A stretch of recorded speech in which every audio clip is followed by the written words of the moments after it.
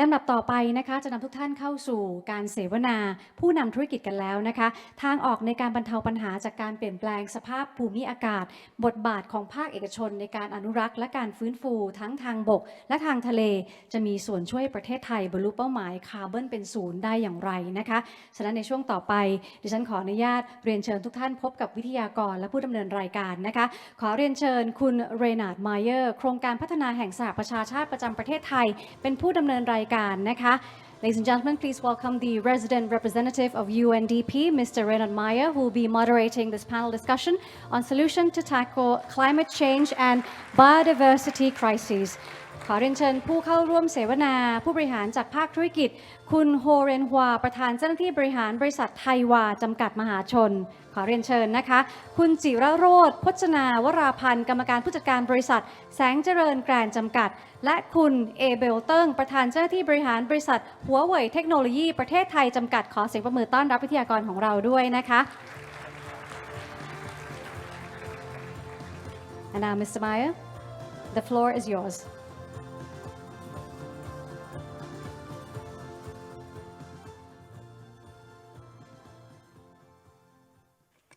Thank you very much, Hani, and very good morning, everyone. Welcome to this UN building. A very special day here, and grateful for the Global Compact Thailand to have invited UNDP to moderate this first panel. Most of the participants today in this room here are non-usual suspects to the UN. They're from the private sector. And many of you, I guess, wake up every morning and go to bed at night with one big word in your head, profit. And when I started in the UN many, many years ago, profit was almost a bad word. Today, I think our thinking about it has evolved dramatically. And very quickly, we have realized that without profit, there is no business. Without business, there's no growth. Without growth, there's no development. And obviously, without development, there's no hope for a better world. So profit cannot be a bad word. But today, profit is very often associated with qualifications. We don't talk about growth. We talk about sustainable growth. We don't talk about growth alone. We add inclusive growth. We add green growth. And this to me is symptomatic of the way that our whole thinking has evolved and how today it's not an option anymore. And as we've heard some of the speakers in the video, it's the survival of many of your businesses that is at stake if indeed the only concern is pure profit. So we are going to start this panel discussion with three colleagues who are also business people and who in a way, when taken separately, we have three fundamental issues, rights that we all care about. We have a representative of the right to food, Taihua, who is here from the agro-business sector. We have a representative of the right to dignity and to clothing with Kunwat from SC Grand, from the textile industry. And then we have a representative from the right and the freedom of speech, of communication, with Huawei and Kunabel, who is here with us. So I'm very grateful that you've accepted the invitation to join this panel. And what we will do is really articulate what is this notion of profit when we look at it from the perspective of two other fundamentals of today's world, which is what the companies need, people. You need people in your factories, in your companies, but you also need people outside who are your consumers, your clients. And today, those people are increasingly demanding on the quality of the goods and services that, as business people, you provide. And then you don't exist, in your own little world. You're part of an ecosystem. And we all know that our ecosystem, we, science is now demonstrating this very clearly, we have used this ecosystem. We have abused this ecosystem. That leads us in today's situation where there is not a single day on this planet when the headlines of some newspaper, some TV show is not about a natural disaster, another catastrophe, very often climate related. And like the Secretary General of the United Nations has repeatedly said over the past few years, an existential crisis, a survival crisis, an emergency, a red alert, so many different ways of saying that unless we take immediate action to rethink, redefine the relationship between people, planet, and profit, we need to reinvent a balance between those three. So we have a bit less than an hour already because we started a bit late, but we're going to start immediately on this panel. And a first round of interventions from our three panelists will be around their own journey towards sustainability. And we will hear from three very different perspectives. Some of them are very large companies, some of them are smaller. But what has been their journey on bringing sustainability in their business and in their practices? And maybe we'll start from my far left, Kunabel, if you don't mind, Huawei.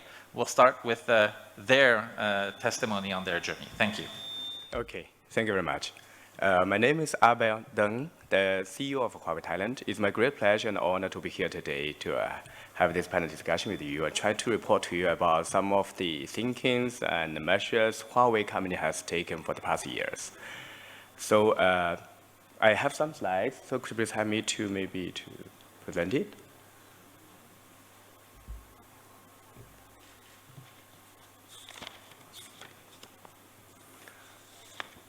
Yes.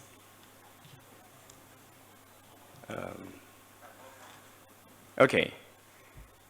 The biodiversity and the environmental protection is not a new topic. As we can see from here, even in ancient China, ancient ages of the global world, we all have the philosophies about this. We can see the ancient Chinese philosopher Lao Tzu has said, in Chinese, in Chinese it said, 天地不仁，以万物为刍狗. That means the heaven and earth are treating all the human beings and all the species as the same, equally. So that means we have to protect each other. We have to protect the earth, our planet. Otherwise, we'll be punished equally. We are not having the extreme privilege as human beings. That's the philosophy from Lao Tzu. And we can see for recent times, the contemporary international convention, we're very glad and proud to see the UN has established a convention of biological diversity, which is helping for the sustainable use and the fair and equitable sharing of the benefits, as our moderators shared. Also, we're very proud to see in Thailand, Thailand government has shared the blueprint and the vision about the future BCG business model, which is bio, green, and circular, and which is also very inspiring for all our business units to have the sustainable and quality growth with the science, technology, and innovations. We all know there are two main trends in the world, especially after COVID-19 situation, which is the low carbonization and the digitalization. And these two are helping each other and empowering each other. With the digital technology development, every organization, business units, even the governments are moving towards the real digitalized world. This will greatly help us to have the decarbonization or low carbonization. We can see 68 countries have announced the carbon neutrality goal. Thailand maybe is the first one in ASEAN countries to announce our carbon neutrality goal, which is 2050, which is very motivating and very also challenging as well for us. More than 170 countries have announced digital strategy technologies, which we can see the digital now is covering all our life aspects, which helping greatly to reduce the carbonization, which will help to, as the topic today to tackle the climate change and the biodiversity crisis. Let's look at some cases, like in the food area. I know like Taekwa is mainly the expert, but I would like to talk about with our digital technologies, how we can have a food with the data-driven and factory-like production, like the vegetables we can see from the slides here. From here we can see we can improve the efficiency of the land utilization for 5 times with the new technologies. And we can try to see how we can monitor the data like the fertility, soil fertility, the wet, the conditions of the temperatures, etc., which will help to greatly have better precise for like the fertilize and also reduce even the pesticides usage for 20 times more, which helps to better protect us. Like the living spaces, now we introduce the digital technologies like 5G, cloud, big data, and AI, and IoT into the buildings. Take, for example, in some museum in Switzerland, with using the digital technologies, we try to reduce electricity consumption for more than 32%, while we reduce the carbon emission for 35% at the same time, which is amazing. So also for environmental protection, when we use the robots to sort the waste bins, the waste recycling rate have been increased for more than 70%. So also for the new energy. Like when for Huawei starting to have our mission, which is try to coexist with the technology and nature, and to make technology for a better planet. This is our mission. We try to implement the measures on this about 4, which is first is reducing the carbon footprint from ourselves with our partners and try to empower all the industries. Also, we try to promote renewable energies with our leading technology, which we call the digital power technologies, combining with digital and energy technologies. Also, we're trying our best to do more CSR to help the environmental protection organizations to utilize the ICT technology and digital technologies to help improve the efficiency and protect the nature and the world better. Also, we are trying to advocate and trying to be part of a more harmonious ecosystem to help for the world. I will go quickly about how we reduce the carbon footprint with the digital technologies, as we said just now even. We have some saying, which is no digital, maybe no green, because as we can see here, 2% of the carbon footprint emission by the ICT technologies will bring almost 20% of the reduction of carbon emission by the ICT technologies with what we call the carbon handprint. This is 10 times. That means if we try to empower more industries with digital technologies, it will be 10 times effect to reduce the carbon emission. That means by 2030, we will bring more than 12.1 billion carbon reduction with all the ICT technologies.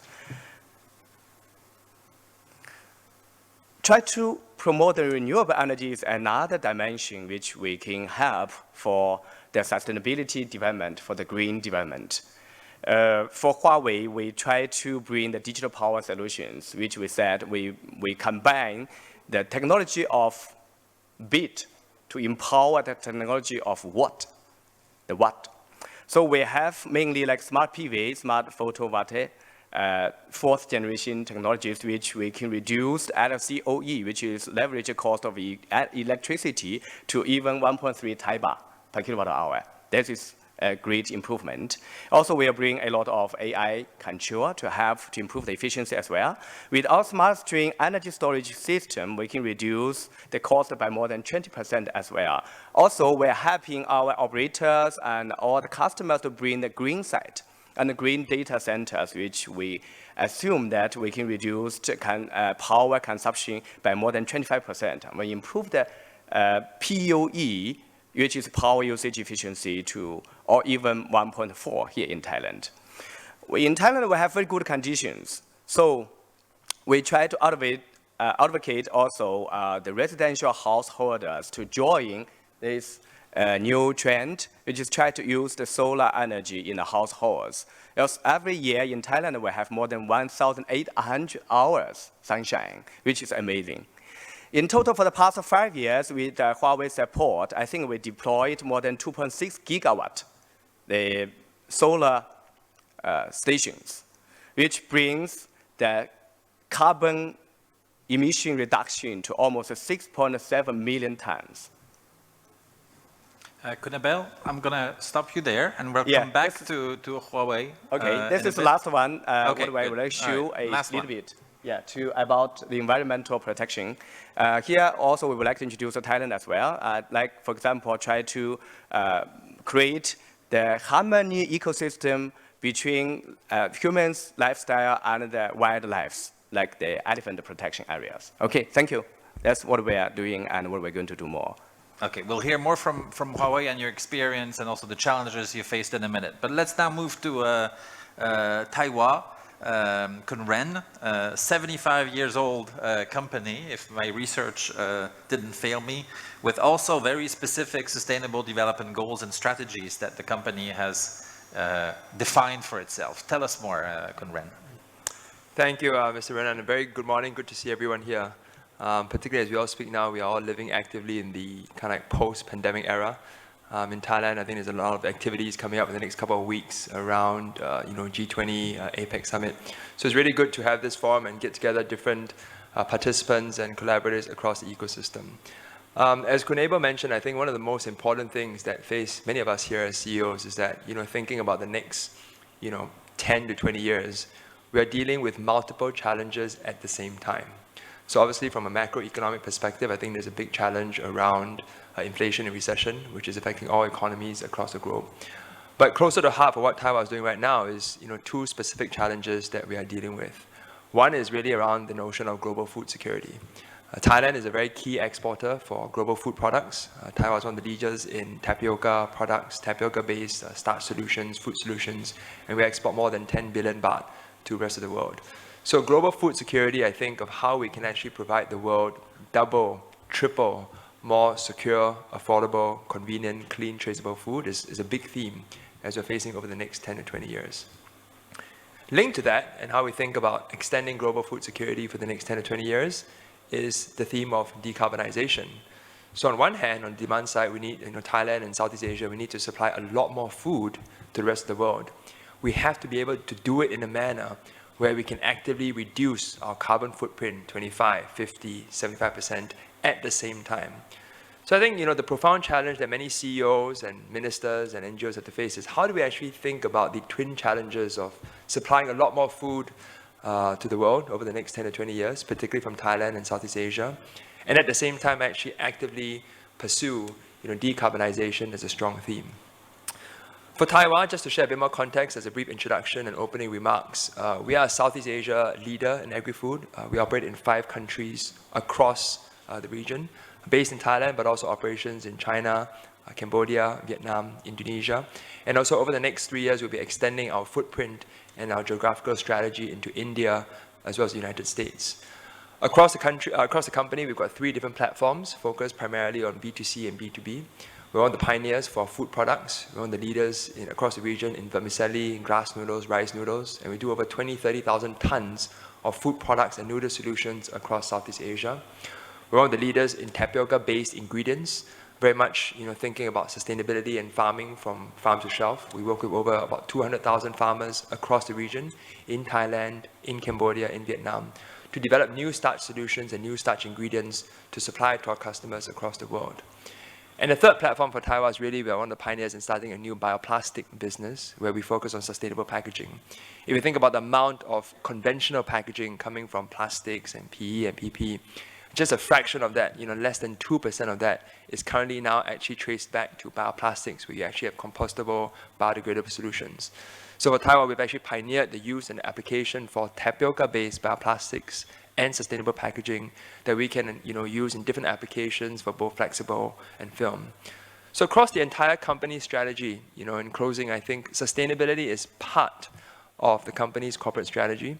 As we think about advancing our own platforms to the rest of the world, as Taiwan today is in 5 countries and moving to 7 countries over the next 2 to 3 years, balancing, I think, the twin challenges of actually supplying a lot more global food security to serve our customers, convenient, affordable, traceable food, and at the same time do it in a manner which can actually actively help, reduce carbon footprint across the value chain, I think will be one of the most important agendas and challenges that all CEOs, public sector, ecosystem, and collaborators come together.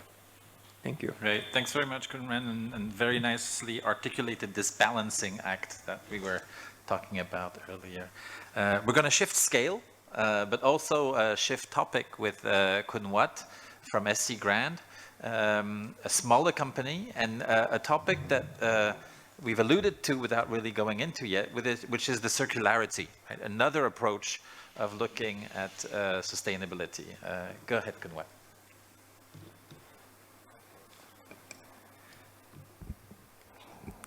Okay, thank you, UN Global Compact for having me today. My name is Wat Jilalot, and we are from textile company. We are a very small company from Thailand.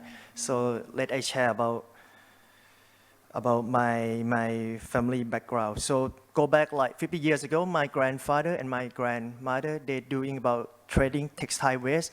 My grandmother always taught me that she saw something that any other people not see value on it, but my grandmother saw the value on it. So they did about trading textile waste in the past. And then for the second generation, my mom and my uncle, they opened a yarn factory, a small spinning mill to supply the raw material to the local artisan around Thailand. And then for my generation, go back like 2 years ago, I and my brother got to make a choice that I would sell the yarn factory, because if I sell the commodity product with the small scale, I cannot compete with other country. But I and my brothers saw the issue regarding climate change around the world, and I saw our company's strength that we can support this kind of issue and can inspire the fashion and textile industry, that we all can be part of change together. So that's the reason that I invest more and I intend to do this business going on. So SC Grand or Sanctuary Grand, we focus on sustainable textile or textile recycling. The jacket that I'm wearing today, or the shirt, the pants, or the shoe that I'm wearing today is all making from textile waste, and some making from agricultural waste as well. And SC Grand, we transform all kind of textile waste and other kind of waste into new valuable items, such as apparel, and also for the home textile and home furniture. We also sell some to the corporate company, because we do some LCA, it's called life cycle assessment. We partner with some Canadian environmental scientist organization in Canada to show that our raw material and our apparel create positive impact compared with the traditional raw material. And yep, SC Grand try to make the sustainable textile become accessible for everyone. Thank you. Yep, that's it for the first.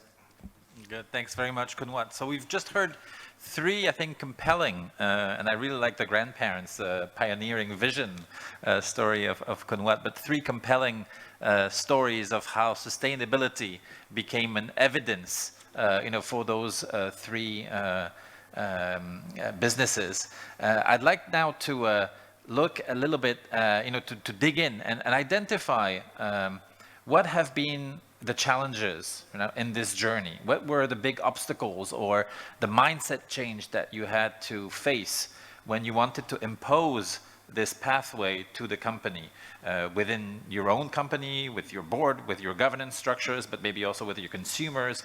How do we convince, how do we change people's understanding that this is not an option anymore, and that we really have to push sustainability as part of every single aspect of our business practices? And related to those challenges, what support mechanisms you've been able to benefit from? Right? Has the government been able to help you with tools, with instruments, with policies, or have intermediaries like a chamber of commerce, a federation of industry, being able to guide you or to coach you, to provide you with platforms to exchange those experiences also between peers, for example. Let's look a little bit at the how all this was made possible in your companies. Please, Conrad. There's a saying that as a CEO, once one challenge ends, another one begins. So I thought, after we, 2.5 years of, steering a company through COVID and the pandemic, and then boom, we go into 2022 and 2023, and we're facing inflation and recession.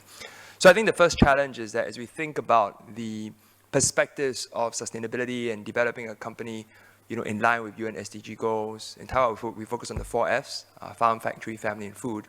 I do think, clearly the operating environment over the next, 1 or 2 years will be challenging, particularly around, rising input costs, around supply chain disruption, and most importantly around, taking care of our people. So how we think about it is that, we have to benchmark, we'll be very, again, back to the twin challenges of, how CEOs have to lead, is about being very clear about what are the longer term sustainability goals we want to advocate over the next, 5 to 10 years. At the same time, being very disciplined in thinking about our cost structures, about input costs, and very, very importantly, taking care of our people. The stakeholder management of our people extends beyond our workforce. So it goes much more into the ecosystem. We operate across 10 factories in Thailand. So as we think about our communities and people, we've got teams in Kalasin, in Mae Sot, in Korat, we've got teams in Cambodia, we've got teams in Vietnam. Building the ecosystem, community impact, being very close to our people, taking care of them, I think is more important than ever because everyone is pretty much moving from a post-pandemic era into a highly inflationary and recessionary environment. The second point, Kunreno, I think about the how and mechanisms, and I think there's a lot more capacity building that companies, that we are trying to do better and trying to do more, is capacity building at the local level and the regional level. In agriculture, we take a very actively working with not just the governments and the states, but working with local, Department of Agriculture. We've heavily engaged all the major institutes in Thailand, Thailand DOA, Thailand TTDI, the Tapioca Development Institute. We engage a lot more of the, one level down from the ministries for agriculture in Cambodia. We engage a lot of the NGOs and public sector in Vietnam. So the engagement levels that I think for us as private sector leaders, what we can do more is that constant capacity building, at different governmental levels. And typically in our part of the world is one level below the ministries. I think most of the ministries here, they've got a very good sense and mission, okay, this is what I want to do in the next 5 to 10 years. But once you break it down to Department of Agriculture, Department of Transport, Department of Water, those are where we think as corporate citizens we can do a lot more and we can contribute in building that engagement and building the discussion. I think this multi-stakeholder engagement, right, the qualification that you've put there is very, very important. So not only government sectors, but bringing civil society, bringing the communities around a same agenda, right? To rephrase the UN, a common agenda around sustainability. I think that's very, very important. Kunabel, you want to share a little bit with Huawei? What were the challenges? Yes, sure. I would like to share some about what Huawei is doing. Actually, Huawei has more than 200,000 employees all over the world in 170 countries. You can see it's like a big company. So I think the most difficulties towards this green development is firstly the mindset of the people. And secondly is how to build the real mechanism and the systems to move towards the goal. There's an old saying in China, which is to know is easy. To say is easy, but to act is really difficult.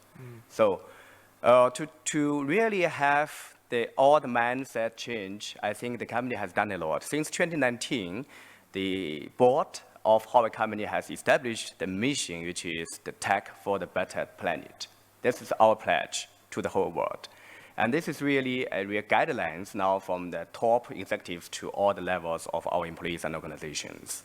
You can see every year we publish a very thick sustainability development report, which is always announced and published by our chairperson in the company. From there, we can see our company is really implementing a lot of measures with all the efforts from all the departments and all the offices in different countries. Also, we have a lot of from the performance appraisal requirements, from our personal PPC commitment to our real each levels of the behavior regulations, we tried to motivate all the people to rethink about how we can balance, as I said, our business and the sustainability. But luckily, our technology is leading not only in digital, but also, as we said, in the combination of digital and energy is very good. So we established the digital power company last year in globally, which is greatly combined, our business goals with the sustainability goals together. Because with our digital power company and technologies, we can try to empower more industries with our digital power leading solutions, which will help to reduce greatly for the carbon emission, like smart PV, the new energy, the green energy. And also we use the digital technologies, we try to improve, as we said, the PUE of the data centers, of the ICT infrastructures, which helps a lot for all our partners and customers. So for me, I think the balance is not mean we choose someone, we sacrifice someone. The best balance is to embed and to grow and coexist together. Then we move towards our great target for the sustainability development together. Yeah. So a harmonious. Harmonious. And that's from a Chinese company. That's a word that resonates a lot, right? And I think it's coming clear in your description. Yeah. Let's see how through 3 generations, right, of people, those challenges have maybe evolved a little bit and hopefully gotten easier. Kun Wat, sorry. Yep, sure. When I first, like a couple years ago, I tried to sell sustainable fabric and recycled fabric to fashion brand or to the corporate or even the export. They always ignore about us. They always ignore about our factory. And I used to talk to my mother, and she said that in the textile industry, they saw my factory as a rubbish factory because I always buy textile waste from all the supply chain in the textile industry. So, and I try to sell to the garment factory. I try to sell to the fashion brand as well. Go back like 2 to 3 years ago when the pandemic hit, but they all ignore about our factory, ignore about SC Grand because they don't understand why they have to buy the recycled fabric, why this fabric has good impact. It's made from waste and so what, they just buy something like much cheaper and they already satisfied with it. So I have to do a lot of collaboration with the fashion brand. I start to do the collaboration with, for example, I do some service called closed loop project for the Thai Smile Ally. We bought some old discarded uniform and transform into new polo shirt. I also do the closed loop project, the service for the FedEx company. I turned the old uniform the previous year and turned into new cap. So after I got like some example with the corporate and with some fashion brand and also like Vogue magazine that I'm working with, and then fashion brand and other corporates start to interested on us and then start to buy our fabric. So that's the challenge and that I have in the past few years because pandemic hit, and also I have to start something new. I have to do a lot of marketing and educate. And after I prove that the recycled fabric can be used and have the good impact as well, so I start to sell some in the past few years. Yeah. The mindset change, right? And I went back to my home country, France, this summer after 3 years of not going. And what I realized is that the shops that were reopening, the ones that were most successful today in France, were second-hand clothing stores. Right?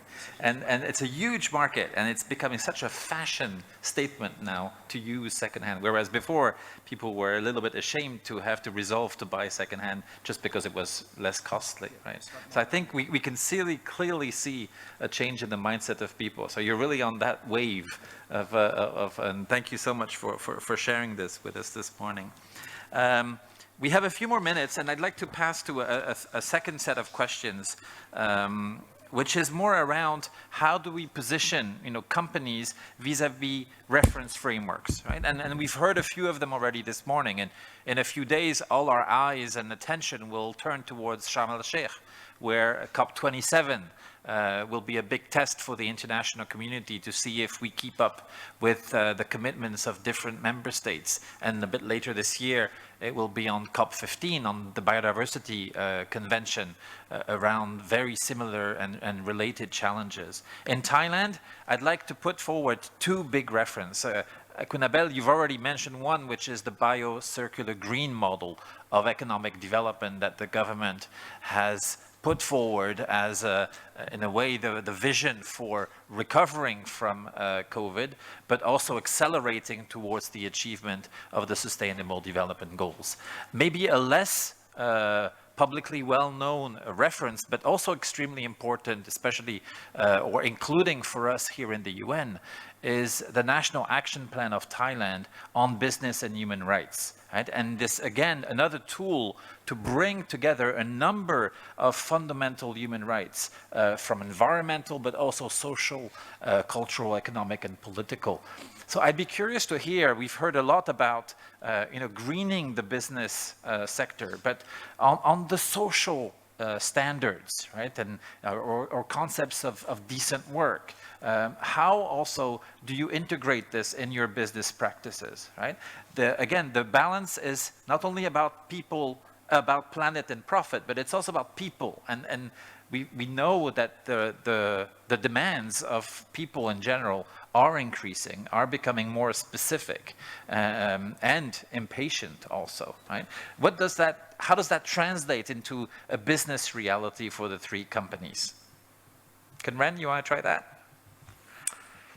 Yeah, Kunra, I think you're absolutely right that a lot of time as we talk about decarbonization and 2030 and 2050 goals, there's a lot of emphasis on E, on the environmental, because ultimately the challenge is beyond all of us, right? It's a collective goal, and we're talking about like megatons and gigatons of carbon removal. But the S is also, particularly important for companies, as I mentioned, particularly as we come out of post-pandemic. So the very simple thing of just taking care of our workforce, being more aligned to education, training, healthcare.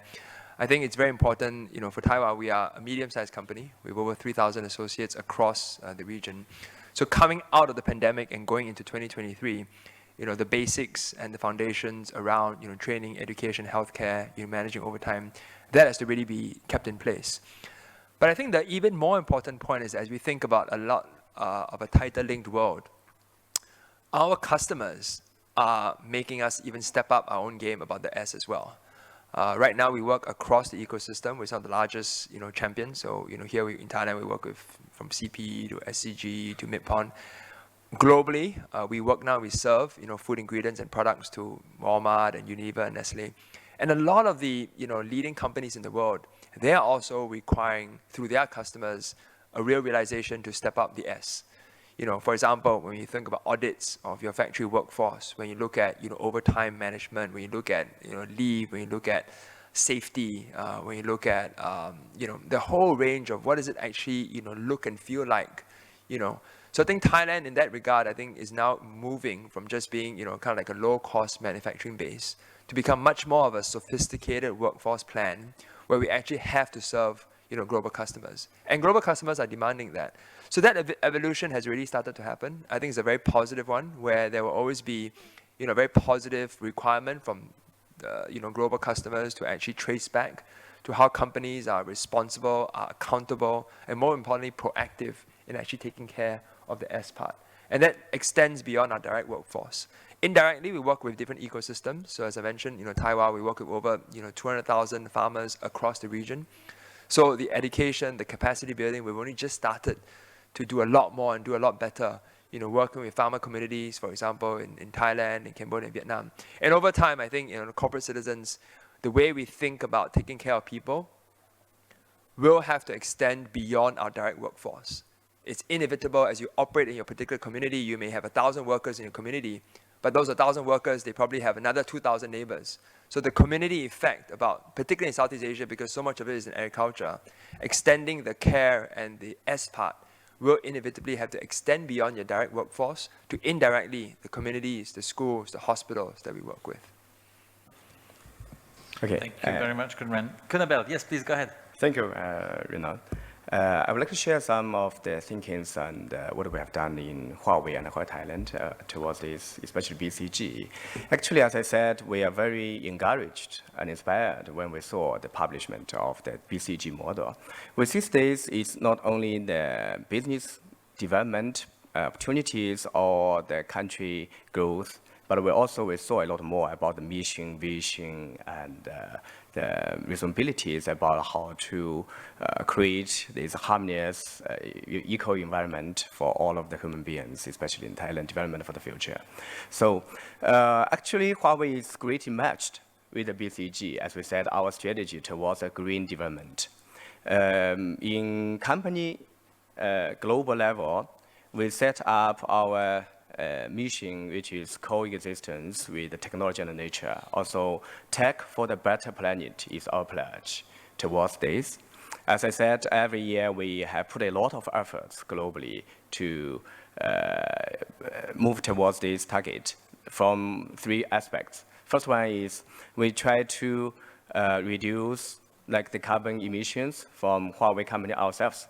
We claim that in next 5 years will improve our efficiency of power consumption for more than 2.7 times, which we also commit that maybe in the future, for every unit of our revenue sales, we will reduce 16% of the carbon or power consumption, which is a great movement. Also, we try to empower all our partners. We held last year the supplier carbon emission conference, which with this conference, 90%, more than 98% of our suppliers have also announced their targets for the carbon reduction and move towards carbon neutrality. Also, we are helping to reduce the carbon emission by utilizing more and more, the green energy or renewable energy, like the solar power, etc., which is our our big measure for this. The last part, I think, is about the circular. It's about the circular. We also we hold some events like every year in our VMore, which is our commercial platform, e-commercial platform, which we have like a second-hand festival or the recycling. So we motivate people to buy and exchange second-hand phones and affiliates as well. And we try to recycle second-hand phones, and we try to reuse it. And for the packaging of our products, to reduce the material use, to reduce the plastic packaging bags and everything, we also try in the best to try to match the circular business model. So we're greatly matched, I think, from global level. In Thailand level, we joined UN Global Compact, and we're part of the member of GCNT since 3 years before. So we tried our best to also join all the activities and events, and we try to do more kind of CSR activities, like we work with the Khao Yai National Park to try to see how we can protect the park with our technologies, and we try to utilize the use case of elephant protection and this coexistence environmental protection technologies and solutions for some areas already.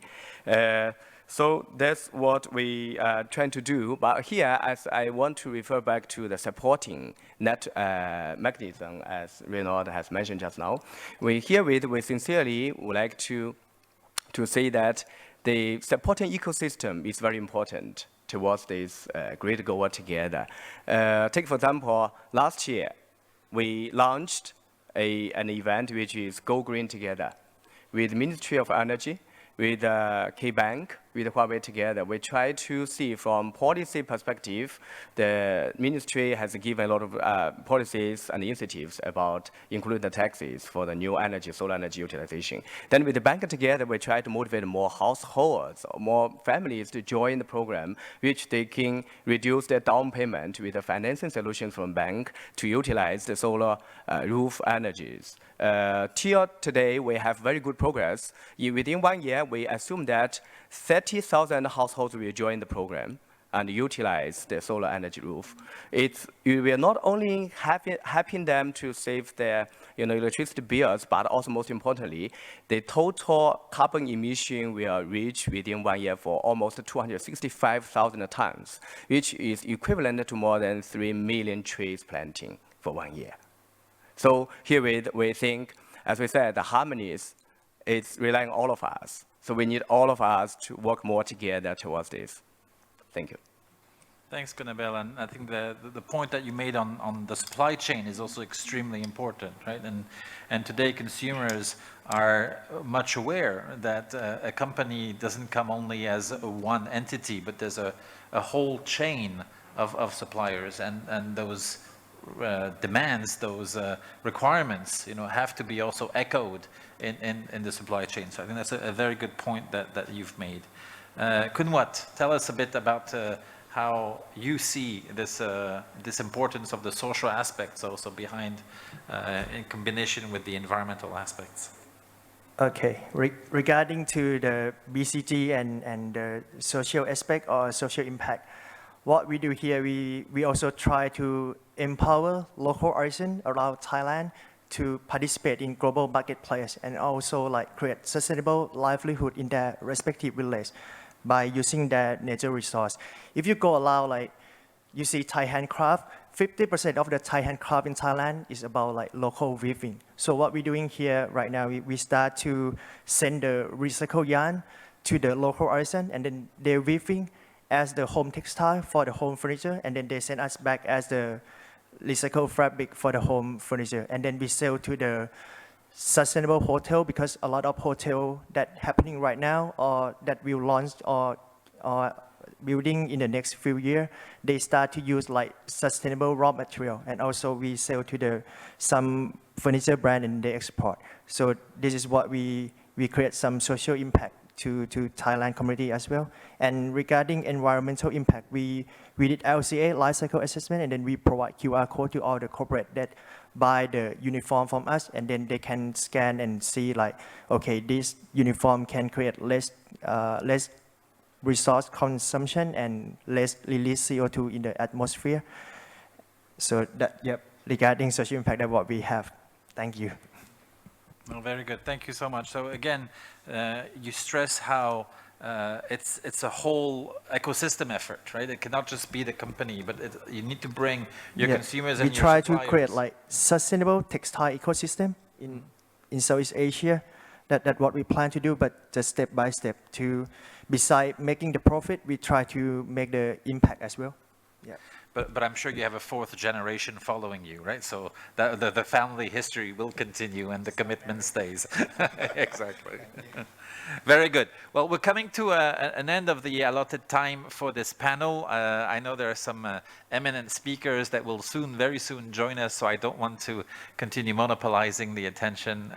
But I would like to invite all of you to join me in thanking our three panelists, Kunabel from Huawei, Kun Ren from Taiwan, and Kun Wat from SC Grand, for sharing with us not only your vision, but also the practices, the difficulties that you've encountered, and some of those key elements that you think can really make a difference, right? And some of the key words we've heard were multi-stakeholder, right? So an engagement of a whole ecosystem, like you've very kindly and nicely concluded, Kun Wat, and how all this is always about redefining, in a way, the business environment in which we operate, but by bringing and mobilizing and explaining.